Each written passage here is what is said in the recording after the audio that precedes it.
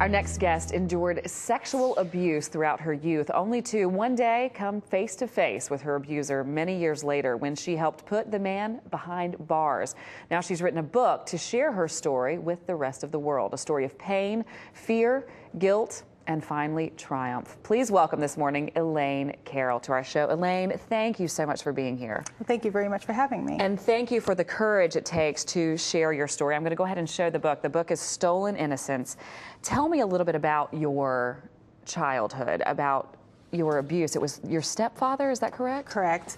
Basically, my childhood started out like any other childhood. Mom, dad, baby brother, had a puppy. I lived in a great community. Everything was just the way it should be.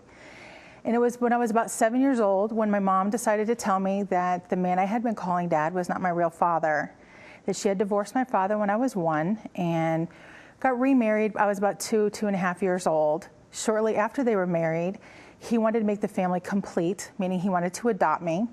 So we talked about this and other things, and she left the room, and he came in the room a short while later to make sure I was okay. And that's when he said to me, just want you to know just how expensive and time-consuming it was to adopt you, and I hope that you appreciate what I had done for you, and our relationship is going to be even more special than your best friend has with her dad. Didn't know what he meant by that. He kind of just left the room, and that evening everything was just like any other night until I went to bed. It was the same night that he decided to come into my room, shut the door behind him, and he abused me that night.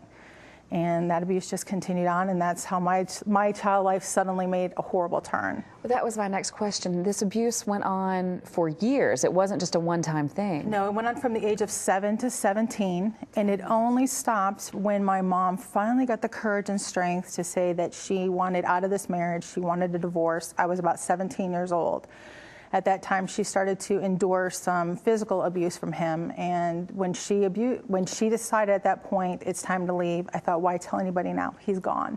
So you kept this in, all of this decade of abuse, you kept this to yourself. How painful was that? How hard was that? People automatically think I'm going to say it was horrible, but it was my way of life. To have this happening from the age of 7 to 17, it was a normal way of life for me.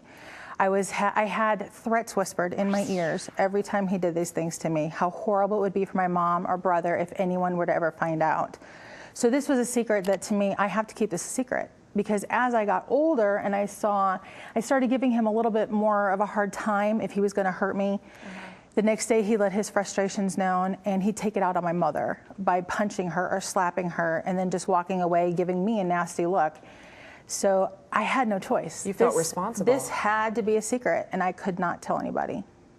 And then, and I don't want to give away too much of the book. I mean, you tell this all in this story, but all of these years later, you ended up face to face with him in court. Correct. How did you find the strength and courage? It wasn't on my own. I actually was contacted by authorities that live in my area. He had been arrested a couple of times for molesting children in his own neighborhood. State attorneys couldn't build a case against him because the kids' testimonies had changed from when the crime was first reported. So this detective was sent out to talk to people and talk to my mom first, and that's when he found out through my mother that I was adopted. And kind of a little bell went off that maybe we need to talk to Elaine. And after avoiding him for about 2.5 weeks, I did finally hook up with him and told him everything. And that took an amazing amount of strength. And then from that, you ended up putting everything in a book for everyone else to read, for other women who have experienced similar situations to hear your story and maybe draw strength from your story. And you also are working in schools now. Tell me about this whole process, how you went from the book to now helping other people. The book was actually the idea of family and the detective and a victim advocate that was assigned to me. They thought, because I didn't want to go for therapy, I thought I'm too strong for this. They thought maybe you should start writing things down. It'll make you feel better. And it was amazing how the words just started to flow. And after it was like, everybody read it, they're like, it needs to be published. We need to share this with people. Because my story is like so many others we hear about, but there were so many different things as well. So I wrote the book, and after that I thought there's still something else I need to do. And it was talking to other kids out there. So 2 years ago, I was accepted into my local county school system, and I speak with kids grades 6 through 12. This is my second school year, and I have shared my story with over 4,600 kids. Wow. And as of the day before yesterday, I'm up to 41 kids have come forward to say they are a victim of this crime.